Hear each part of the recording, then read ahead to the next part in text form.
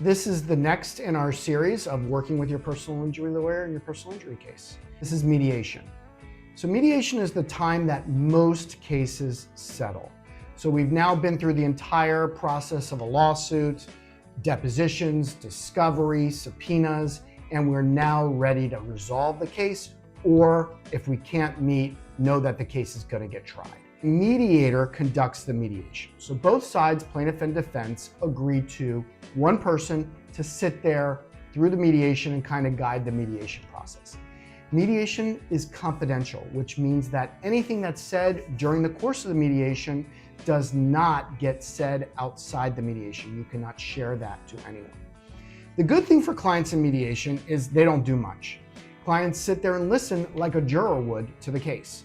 I give my opening statement telling about the case, my client's case, our damages and our demands that have been made in the case. And then the defense gets up and says basically what their opening statement is going to be to a jury and how they don't believe in the case and how they want to pay little in the case, and then they give an offer. At that point, it's a round robin process where we each go into our own rooms. The mediator comes into our room and tells us we're asking for too much money and points out the negative parts of our case. And then goes into the defense room and says, you need to pay a lot more, and points out how good our case is to them. This process can take anywhere from 2 to 8 hours, and it can be a long day, but if we're getting somewhere. And ultimately, we either get closer to a settlement or we arrive at a settlement. If we arrive at a settlement, the mediator will tell the court we've settled the case, and the settlement documents will be processed, and the case is over.